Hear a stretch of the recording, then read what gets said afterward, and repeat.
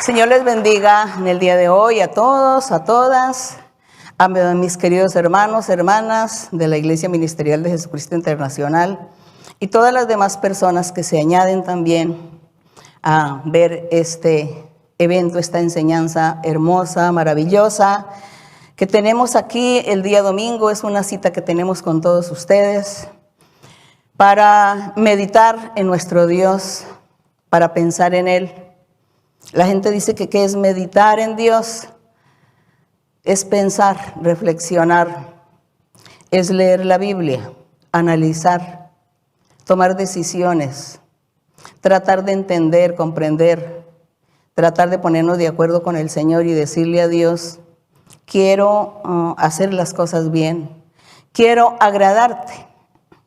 Cuando nosotros leemos la Biblia así, de esa manera, pues estamos meditando. Es así como nosotros hemos encontrado el camino de Dios. Nosotros hemos encontrado que existe ese ser supremo y lo hemos encontrado aquí a través de la Biblia. Aunque muchos menosprecian la Biblia, pero nosotros no la menospreciamos porque este es un libro sagrado.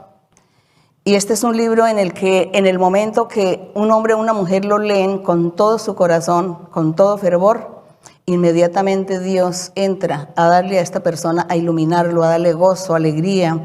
Dios entra, se acerca a la persona para ayudarle, para que la persona pueda entender y comprender y pueda también enamorarse de la lectura del libro. Así que nosotros hemos encontrado a Dios por la Biblia. Y lo que la Biblia dice, nosotros lo hemos estado viviendo en la realidad. Y seguimos esperando en el Señor que Él siga manifestándose en nosotros para poder disfrutar de todos estos grandes misterios que están aquí escritos y de todos estos acontecimientos que sucedieron y que van a suceder, pero que Dios los hace muchas veces en nuestra vida, los hace una realidad.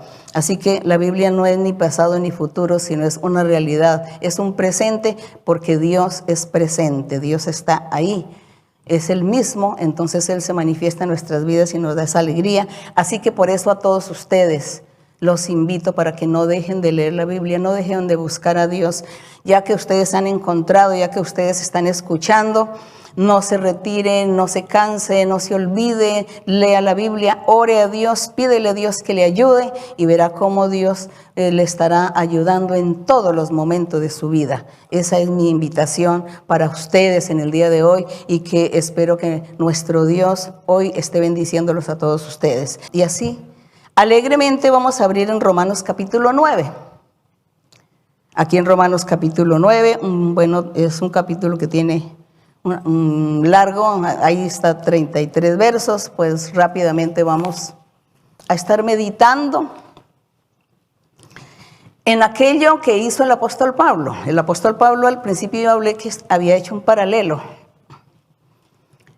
de la ley y luego el evangelio o las buenas nuevas o la ley del espíritu o la fe. Todos esos títulos tiene esa nueva etapa, esa nueva era que Dios puso de salvación para la humanidad. El apóstol se preocupó mucho y se esforzó, pienso no él, el Dios a través de él, para que hubiese comprensión, entendimiento y pudiéramos todos entender su palabra, la palabra del Señor. Y en ninguna manera Dios quería avergonzar a nadie ni hacer sentir mal a nadie, sino solamente hablar la realidad de lo que hace el ser humano o deja de hacer o debe hacer. Eso fue lo que Dios quiso plasmar aquí en Romanos, usando a este apóstol. Y por eso aquí en el capítulo 9, el apóstol Pablo comienza a hablar un poco sobre la elección que Dios hizo en la antigüedad de elegir el pueblo de Israel como su pueblo escogido, como su pueblo único, un pueblo singular, un pueblo que alabara a Dios, glorificara a Dios, le sirviera, un pueblo que cumpliera con todos los mandamientos y con toda la ley. Así que, como todo esto, como seres humanos, no se llevó a cabo este plan, es como el Señor cambia y hace un pacto nuevo para dar otro método de salvación por amor, por misericordia, porque el Señor no quiso destruir la humanidad, sino dar otra oportunidad. Y así ha estado dando muchas oportunidades el Señor a la gente, pero hay muchos que no quieren abrir los ojos ni quieren ver estas realidades de lo que sucede y de este llamamiento que Dios hace a la gente. Y así Dios le hablaba a Pablo, y él entonces, hablando aquí en este capítulo 9, va a dar la explicación sobre por qué Dios había elegido a Israel y qué fue lo que pasó y qué sucede. Entonces dice en el verso número 1, dice: verdad digo, en Cristo no miento, y mi conciencia me da testimonio en el Espíritu Santo, que tengo gran tristeza y continuo dolor en mi corazón. El apóstol dice que él tenía mucha tristeza y un dolor en su corazón por ver a sus hermanos, los judíos, que ellos estaban menospreciando la palabra de Dios y la manifestación que Dios había hecho al mundo a través del Salvador, del Mesías, a través del Señor Jesucristo. Esta tristeza le producía a Pablo, y él dice en el verso 3, porque deseara yo mismo ser anatema, es decir, separado de Cristo, apartado de Él, no creer en Él. Dice yo también hubiera deseado. Por amor a mis hermanos los judíos, dice, deseara yo mismo no haber creído en Jesucristo, por amor a mis hermanos los judíos, que no estaban aceptando ese camino. Dice, los que son mis parientes según la carne. Estaba hablando de los judíos. El 4 les dice que ellos son israelitas, de los cuales son la adopción, la gloria, el pacto. Dice que de los israelitas, de ese pueblo, venía una adopción. Venía también una manifestación de Dios. Venía un pacto renovado, un nuevo pacto. Venía la promulgación de la ley, el culto y las promesas. Todo esto venía para la época de Pablo de los israelitas. Dice que todo eso lo hizo Dios al pueblo de Israel y les enseñó a través de Moisés. Los adoptó como su pueblo, hizo un pueblo para él. Su gloria de Dios fue manifestada en ellos. Hizo Dios un pacto con ellos allí en el Sinaí, con Moisés. Promulgó luego toda la ley a través de Moisés. Estoy en el mismo verso 4. El culto y las promesas que Dios hizo para el futuro también quedaron plasmadas allí en la antigüedad, en aquel pueblo, a través de los profetas, de muchos profetas. Entonces, vean lo importante que fue aquel pueblo, importante para Dios.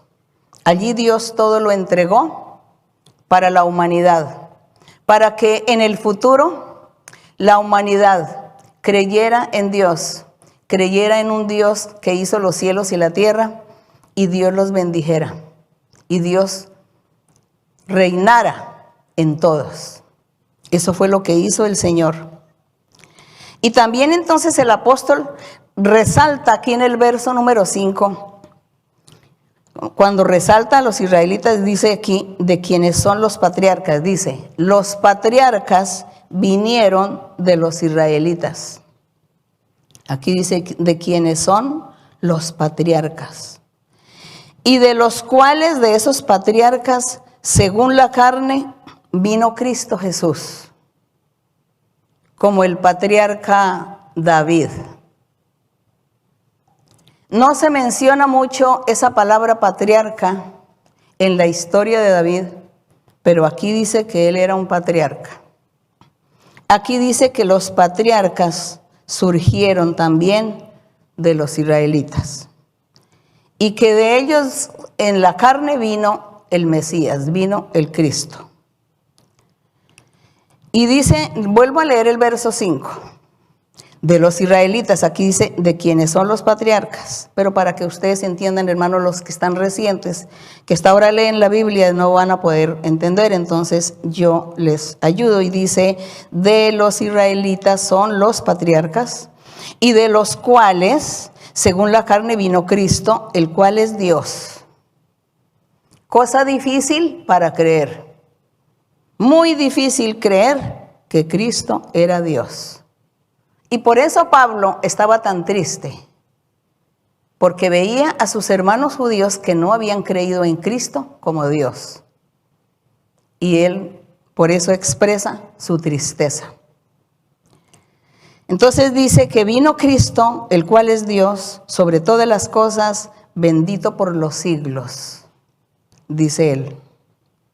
El verso 6, dice Pablo, no que la palabra de Dios haya fallado, no que Dios se haya equivocado cuando nombró al pueblo de Israel, cuando formó ese pueblo, de una familia, de la familia de Jacob y sus hijos. Dios no se equivocó, Dios no falló. Y dice, no que la palabra de Dios haya fallado, porque no todos los que descienden de Israel son israelitas. Aquí estaba él diciendo que no todos eran israelitas los que descienden. Aquí el apóstol estaba diciendo, son israelitas aquellos hacedores, los hacedores de la palabra, los hacedores, los que cumplan los mandamientos de Dios, ellos son los verdaderos israelitas. Pero se había añadido al pueblo mucha gente y muchos extranjeros. Se añadieron porque se hicieron circuncidar. Entonces se llamaban israelitas, pero jamás estaban cumpliendo con la palabra de Dios o con los mandamientos. Y en el verso número 7, entonces dice el apóstol, dice, ni por ser descendientes de Abraham son todos hijos de Dios. No. Aquí el apóstol comenzaba a despejar esa incógnita. Entonces, ¿quiénes eran los hijos de Dios? ¿Quiénes son los hijos de Dios? ¿Quiénes son los verdaderos israelitas? ¿Y hasta cuándo este término israelita finaliza? No finaliza, no ha finalizado. Los israelitas en la antigüedad, que eran en la carne, era algo físico, material, el pueblo de Israel, se terminó en la cruz del Calvario con el sacrificio de Jesucristo, de nuestro Señor. Y luego ya él mismo comienza a formar un pueblo nuevo y le pone el título de pueblo Israel también. A ese pueblo nuevo también son israelitas en el sentido espiritual. Y esa Jerusalén física, material que existe todavía y que allí el Señor Jesucristo anduvo predicando, dejó de ser después que el Señor Jesús murió, se sacrificó en el Calvario, ya la ciudad dejó de ser tan importante para Dios. Porque el Señor Jesús comenzó y creó y formó otra Jerusalén, pero una Jerusalén espiritual. Entonces Él formó esa Jerusalén espiritual con su congregación o con sus seguidores. Y en este caso aquí teníamos al apóstol Pablo como su seguidor. Y el apóstol Pablo predicándole a todos sus hermanos judíos de la antigüedad, y triste porque ellos no querían creer en ese nuevo pacto, en esa renovación que hizo nuestro Dios, en ese camino nuevo de salvación como no creían, por eso el apóstol estaba muy triste. Y aquí en el verso 7 dice que ni por ser descendientes de Abraham, no todos eran hijos de Dios. ¿Quiénes iban a ser los hijos de Dios? Los hijos de Dios iban a ser aquellos que creyeran en el Salvador, en el Mesías que Dios había enviado. Porque Él ya había comenzado a formar un pueblo nuevo, un pueblo de Israel espiritual y una Jerusalén espiritual. Y entonces también iba a dar los mandamientos que son los mismos mandamientos de Dios, pero que la gente nunca pudo cumplir por la debilidad de su carne, pero que el Señor dice, el Espíritu de Dios sí podrá ayudar a la gente a que cambie su manera de vivir, que cambie y quite su forma, su tendencia pecaminosa que tiene. El Espíritu de Dios. Entonces estos sí serán hijos de Dios, estos sí serán los verdaderos descendientes de Abraham. Así que en el verso 7 dice, en Isaac te será llamada descendencia. No dijo Dios que sería en el pacto que había hecho con Moisés. Cuando Dios le hizo ese llamamiento también a Abraham, discúlpenme por favor, cuando Dios hizo ese llamamiento, no había nacido Moisés, todavía no había iniciado la ley de Moisés. Y Dios le hace esa promesa a Abraham y le dice, en Isaac te será llamada descendencia. Y dice, según aquí el apóstol Pablo está dando a entender, que los hijos de Dios son aquellos que vienen de Abraham, los descendientes de Abraham. Porque todos los descendientes de allí del monte Sinaí, cuando Moisés estuvo con Dios e hizo un pacto, todo ese pueblo finalizó, se terminó para Dios, digamos la importancia que tenía de pueblo de Dios o pueblo santo, finalizó ante la presencia de Dios en la cruz del Calvario, vuelvo a repetir. Y por eso Pablo está diciendo que ahora los israelitas de ahora y la Jerusalén de ahora, que sigue existiendo en el sentido espiritual, son los verdaderos hijos de Dios, pero tienen que venir de Abraham, de esa promesa de Abraham, de la fe de Abraham. Por eso decíamos en otros análisis anteriores, la fe de Abraham y que él era el padre de la fe. Porque él oyó a Dios, le creyó a Dios, empezó a actuar y a obedecerle. Y esa es la fe.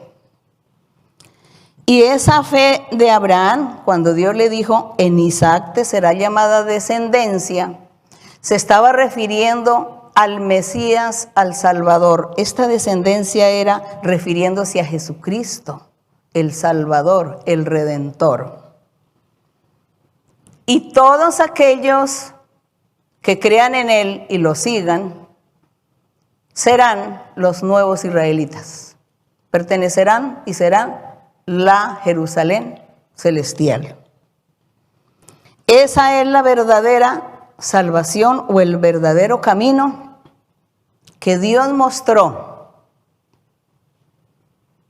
desde Abraham, porque ya Dios sabía lo que iba a acontecer. Sin embargo, Dios formó su pueblo físicamente y vivieron muchos años, miles de años, y les envió profetas. Y los profetas anunciaron estas maravillas que nosotros hoy vivimos, los profetas lo anunciaron. Dijeron, en el futuro, en los postreros días, vendrá el Salvador, vendrá el Redentor, vendrá el Mesías. Él salvará a la gente, Dios estará con la gente, Dios andará con los hombres, estará con ellos. Eso era lo que decían esos profetas a aquel pueblo físico o literal. Pero aquí se destaca la parte espiritual, el pueblo nuevo, la vida nueva que los hombres y las mujeres tendrán al creer en ese Mesías, en ese Salvador que ya vino. En el verso número 8, después de que Pablo dice que en Isaac sería llamada la descendencia, que fue el Salvador, esto es, dice, no los que son hijos según la carne, o los físicos, o los materiales, o la forma literal, ¿no? Son los hijos de Dios. Dice, no. Los que son hijos según la carne no son los hijos de Dios. Es decir, los israelitas que usted en la antigüedad conoció no eran los hijos de Dios, porque ellos no hicieron la voluntad de Dios. Los hijos de Dios, entra ese nuevo pacto, entra el plan de salvación, la fe, el evangelio verdadero, y ahí es donde van a nacer, a surgir los verdaderos hijos de Dios, que son aquellos que hacen la voluntad de Dios. Porque hoy también, así como Pablo, se diría, no todos los que dicen ser israelitas son los hijos de Dios. Hoy diríamos, no todos los que dicen ser cristianos son hijos de Dios. No es así. El verdadero hijo de Dios no es a cualquiera que diga yo soy cristiano. No es hijo de Dios. Tiene que usted aprender a identificar los verdaderos hijos de Dios. El cristiano, hijo de Dios, cumple los mandamientos del Señor. Vive todas las reglas y todas las enseñanzas. Adora a Dios y hace la voluntad de Dios. Esos son los verdaderos hijos. Seguimos aquí en el verso 8 donde dice, no los que son hijos según la carne son los hijos de Dios, sino que los que son hijos según la promesa son contados como descendientes. Porque la palabra de la promesa, dice, porque la palabra de la promesa que Dios le hizo a Abraham es esta. Y le dice Dios a Abraham, por este tiempo vendré y Sara va a tener un hijo. En ese hijo estaría plasmada esa descendencia. Para ellos físicamente era su descendencia. Para Dios la descendencia era que a través de Isaac, que fue el hijo que tuvo Sara, vendría el Salvador. El Salvador, el prototipo, Isaac, el prototipo del Salvador, del Mesías, del Rey, del que vendría en el futuro a salvar la humanidad. Y que toda la gente tendría que ser salva por él. Esa era la descendencia que tanto Dios le dijo a Abraham cuando le dijo, te haré por padre de muchas naciones, te bendeciré y a tu descendencia la bendeciré para siempre y todas las naciones vendrán y lo adorarán. A tu descendencia, a Cristo, al Mesías, al Salvador. Pero vino en la persona de Isaac esa promesa, porque físicamente Dios hacía todas las cosas para que la gente comprendiera, porque después todo se convertiría en vida espiritual. Así como hoy el verdadero hijo de Dios es el verdadero israelita, y no tiene nada que ver de cuál nación es, ni de qué raza, ni de qué idioma. Es aquel que hace la voluntad de Dios, agrada a Dios cumpliendo sus mandamientos. Ese es el verdadero israelita en el sentido espiritual. Ese es el que verdaderamente pertenece a esa ciudad de Jerusalén espiritual. Y en el verso 10 dice, el apóstol dice que Dios habiéndole hecho la promesa a Abraham que Sara tendría ese hijo, dice, y no solo esto, sino también cuando Rebeca concibió de Isaac, nuestro padre, dice, pues no habían aún nacido los niños. Recordemos que Rebeca tuvo gemelos, que fue Jacob y Esaú. Dice, no habían aún nacido ni habían hecho aún ni bien ni mal, para que el propósito de Dios conforme a la elección permaneciese, no por las obras, por lo físico, sino por el que llama. Se le dijo, el mayor servirá al menor. Dando a entender aquí Dios, o también aquí en la explicación del apóstol, que cuando nació Esaú y Jacob, Dios dice que en estos dos seres que nació, Esaú era el mayor y Jacob era el menor, pero dice que Dios quiso bendecir a Jacob.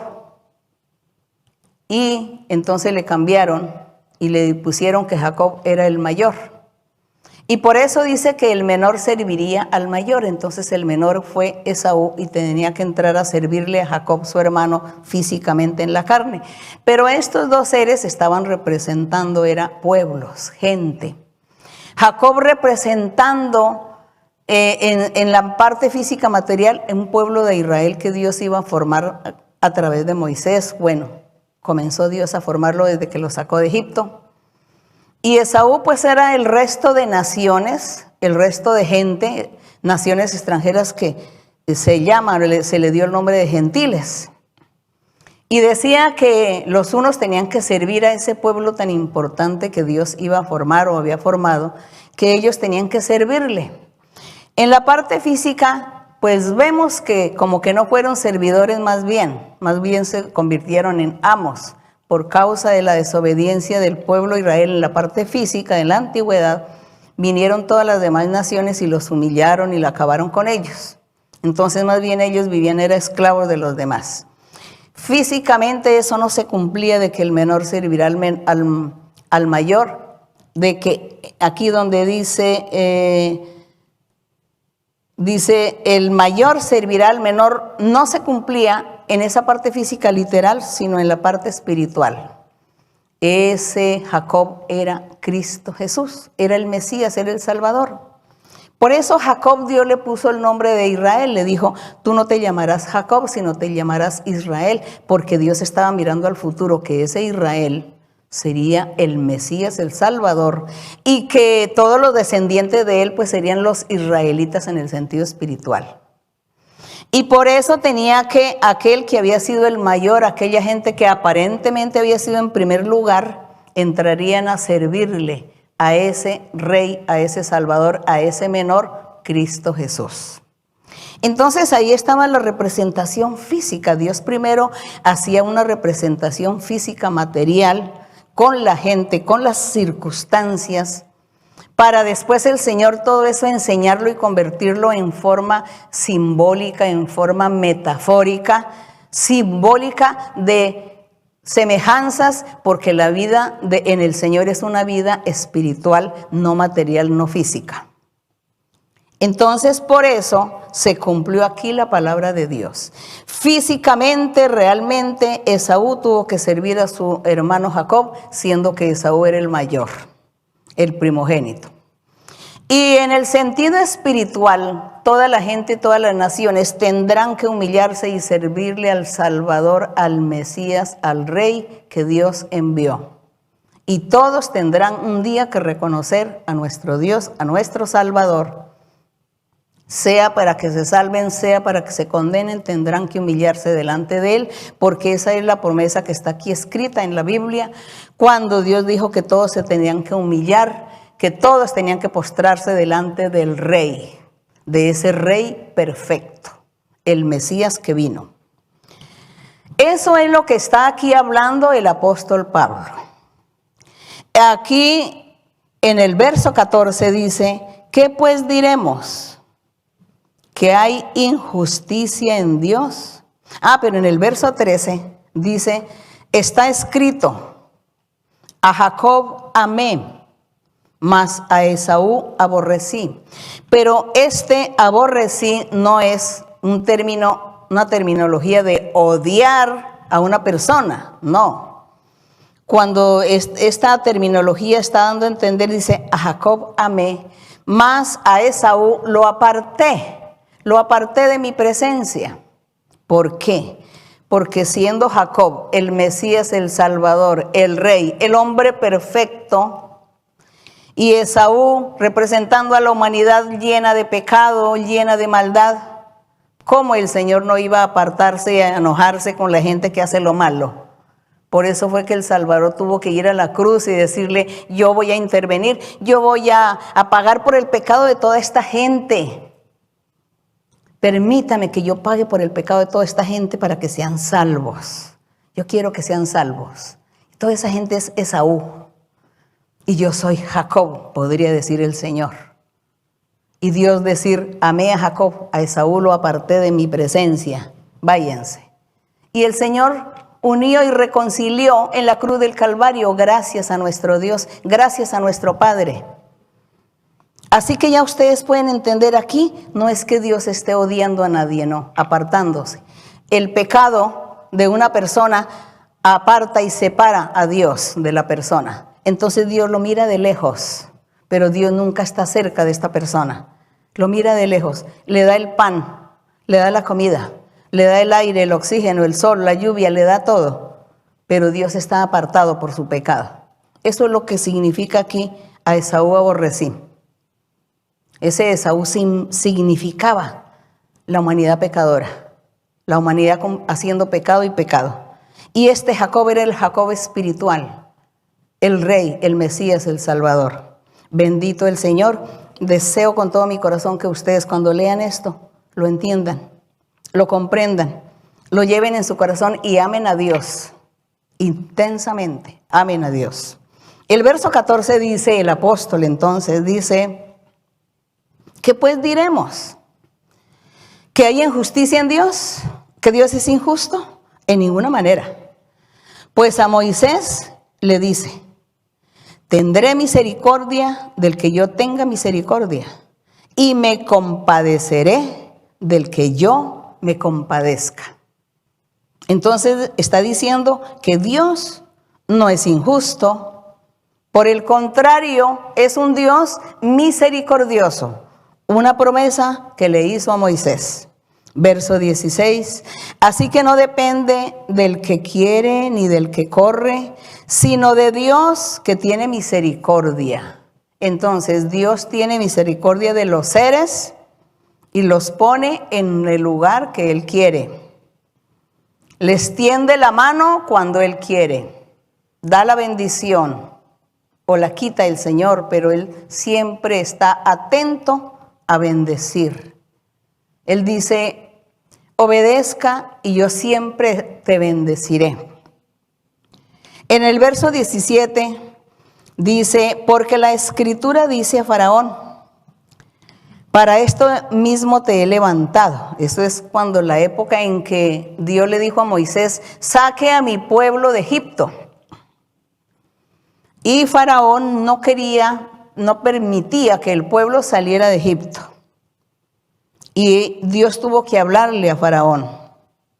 Y le dice Dios a Faraón, para esto mismo te he levantado, para mostrar en ti mi poder y para que mi nombre sea anunciado por toda la tierra. ¿Qué fue lo que pasó? ¿Qué fue lo que sucedió? Que Faraón rehusó obedecer. No quiso obedecer a Moisés de dejar salir al pueblo. Entonces Dios tuvo que valerse de los milagros y los prodigios. Hizo milagros y prodigios. Hubo las plagas. Hubo como 10 plagas en Egipto. Que los piojos, que las ranas, que las aguas se convirtieron en sangre, que hubo tinieblas. Luego al final la muerte de los primogénitos. Todas estas cosas las hizo Dios para mostrar su poder. Para mostrarle a Faraón que él era poderoso y era más poderoso que cualquiera. Más poderoso que todos los reyes de la tierra, de todo lo que Faraón conocía. Y Dios le dijo, a ti te he usado y te he escogido para mostrar mi poder. En ti voy a mostrar mi poder, porque te voy a endurecer el corazón. Y entonces voy a hacer milagros. Y me van a clamar y van a llorar y van a sufrir. Y van a ver mi mano poderosa. Hasta que tú cedas y dejes salir a mi pueblo. Eso fue lo que sucedió. Por eso dice que voy a mostrar en ti mi poder, sí. En ese faraón, en ese gran rey tan importante que había en ese tiempo. Y Dios lo humilló de esta manera. Y Dios demostró su poder como lo muestra hoy Dios también. Dios hoy también muestra su poder ante la gente, ante las circunstancias, ante reyes, ante gobernantes, situaciones. Todo lo que pueda acontecer en el mundo, Dios está mostrando su poder. Dios mostrando el poder que tiene sobre todos los seres. ¿Para qué? Para que la gente analice, piense, crea, para que la gente diga, existe alguien superior, alguien que me domina, existe. Eso es Dios manifestándose hoy también. Pero Él quiere que los corazones, la gente hoy no sea necia, rebelde, arrogante, incrédula, sino que se le ame al Señor, que se le adore, que se le brinde tributo porque Él lo merece. Que le clamemos y oremos, porque nosotros tenemos un enemigo grande, fuerte, un enemigo que tiene mucho más poder que nosotros.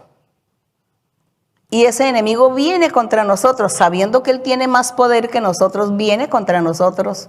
Y sin embargo Dios nos ayuda. Y nosotros nos enfrentamos a ese enemigo y Dios nos da victoria. Pero cuando andamos con Dios, así que hay que andar con Dios. Aquí en el verso 18 dice, de manera que Dios, de quien quiere, tiene misericordia, y al que quiere endurecer, como lo hizo con el faraón, lo endureció. Pero me dirás, ¿por qué pues inculpa? ¿Por qué quién ha resistido a su voluntad? Entonces él decía, alguien me puede preguntar, ¿acaso quién ha resistido a la voluntad de Dios? Y él en el verso 20 dice, mas antes, hombre, ¿quién eres tú el que estás cuestionando, el que estás echando abajo la palabra de Cristo, el evangelio? ¿Quién eres tú para que alterques con Dios? Dirá el vaso de barro al que lo formó, ¿por qué me has hecho así? Dice, ¿o no tiene potestad el alfarero sobre el barro para hacer de la misma masa un vaso para honra y otro para deshonra? Entonces dice que Dios es el dueño de todo, el que hace todas las cosas, y que nosotros somos comparados con este alfarero que trabaja la arcilla, el barro, el lodo, y lo trabaja y hace figuras, hace jarrones, vasos. Entonces dice que unos vasos son para honra, otros para deshonra, para lo que lo quieran usar. Y dice que así es Dios con nosotros. Nos moldea, hace de nosotros lo que Él quiere.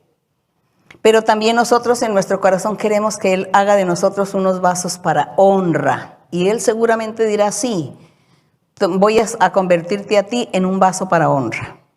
Porque eres obediente, porque me amas, porque me buscas, porque estás pendiente de hacer mi voluntad. Qué hermoso es que Dios diga eso de nosotros. Muy hermoso. El verso 22 dice, y que si Dios, queriendo mostrar su ira, hacer notorio su poder, soportó con mucha paciencia los vasos de ira preparados para destrucción.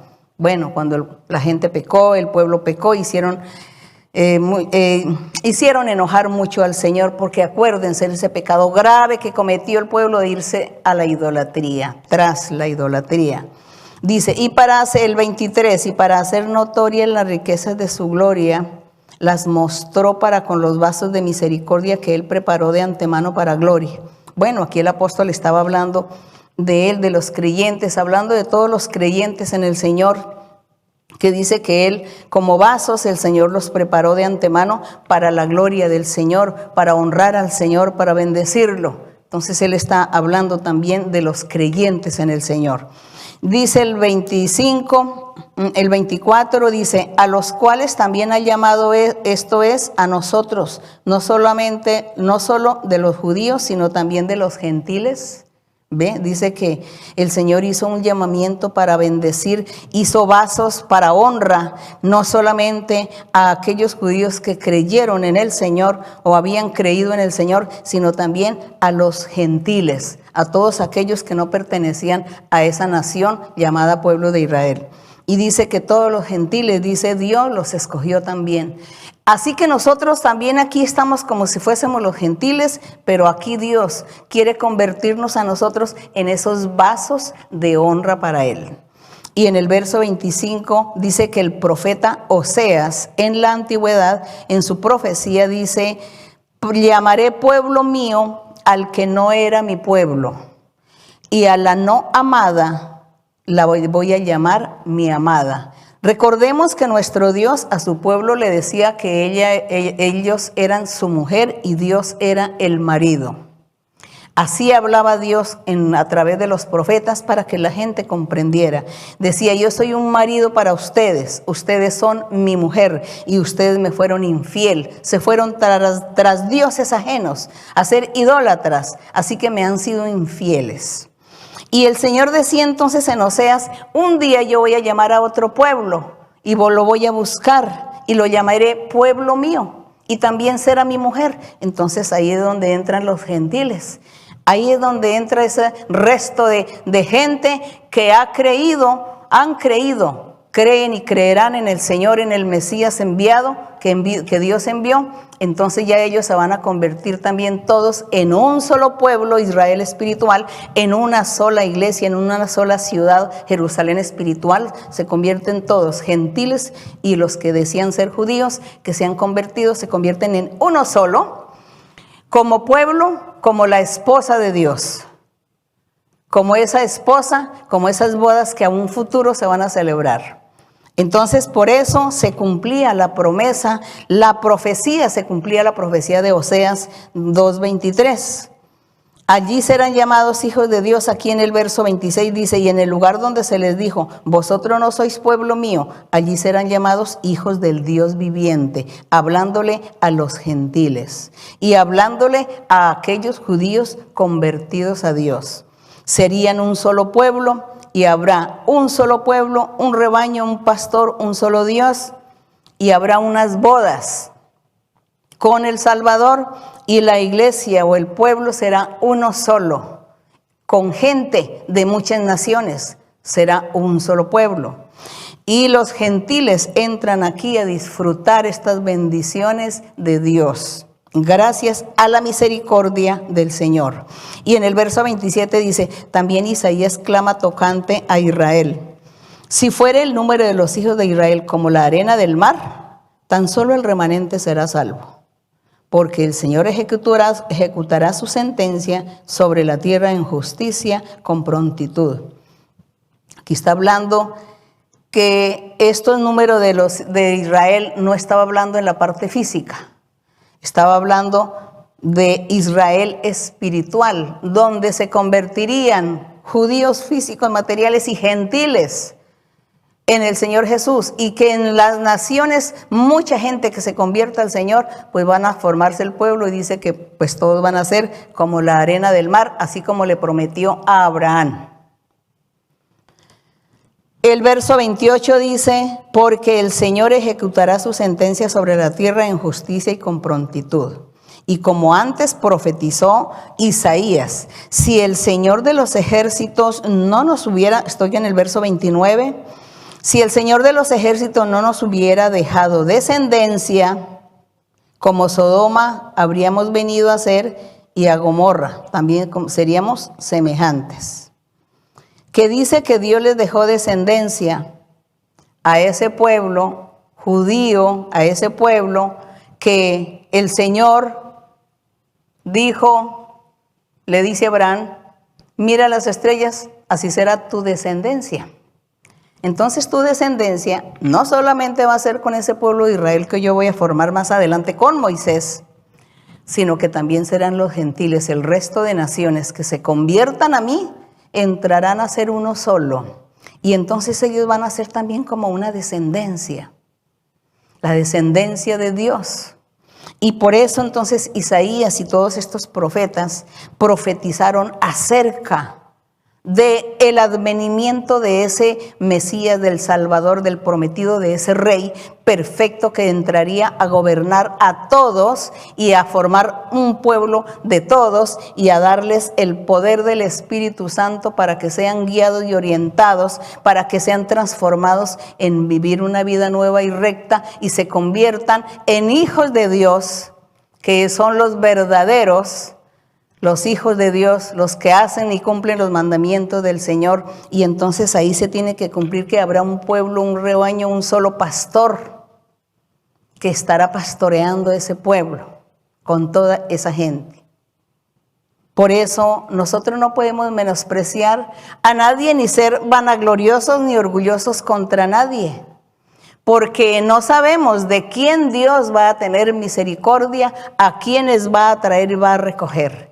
Nuestra misión es predicar y enseñar la palabra para que todos crean y confíen en ese soberano Dios, creador de los cielos y la tierra, que todo lo demás Él se encarga de unificar, de bendecir. Él se encargará de manifestarse y veremos su gloria. Vemos la gloria del Señor con los milagros, con lo que Él nos hace, pero tenemos que ver más la gloria del Señor. Y aquí entonces Pablo, destacando las profecías de los profetas en la antigüedad, en el verso 30 dice: ¿qué pues diremos? Que los gentiles que no iban tras justicia han alcanzado la justicia de Dios. Y esa justicia la han alcanzado por la fe en Jesucristo. Pero Israel físico, material en la antigüedad, que iba tras una ley de justicia, no la alcanzó. Y por eso pereció en la cruz del Calvario con Cristo Jesús. Y dice, ¿y por qué no la alcanzó? Dice en el 32, ¿por qué? Porque iban tras ella no por fe, sino haciendo obras, por las obras. Y como no pudieron hacer las obras porque era imposible para su cuerpo, para su carne, había mucha debilidad y no podían cumplir con todos los reglamentos de la ley, entonces Dios por eso no pasaron, fueron reprobados, porque no pasaron, porque no cumplieron con toda la ley. Por eso entonces el Señor envió al Mesías y el Salvador, porque con Él sí, Él nos ayuda a través del Espíritu Santo, y con Él sí no vamos a ser reprobados. Pero sucede que la venida del Salvador, la venida del Señor Jesucristo se convirtió en piedra de tropiezo para los seguidores de la ley de Moisés. Y por eso el apóstol aquí dice el 32, ¿por qué? Porque iban los antiguos, la ley antigua dice, los seguidores de la ley antigua dice, iban tras ella, tras la justicia de Dios, no por fe, por la fe de Abraham, sino como por las obras, por hacer caso a los reglamentos, a las reglas de la ley. Pues tropezaron en una piedra de tropiezo, y esa piedra de tropiezo dice, he aquí pongo en Sión piedra de tropiezo, roca de caída, y el que creyere en esa piedra no será avergonzado. El Señor mismo colocó esa piedra de tropiezo que fue al Salvador Jesucristo, lo mandó, lo envió. Por supuesto, los judíos, el pueblo de Israel en la antigüedad no creyeron en Él, no lo aceptaron.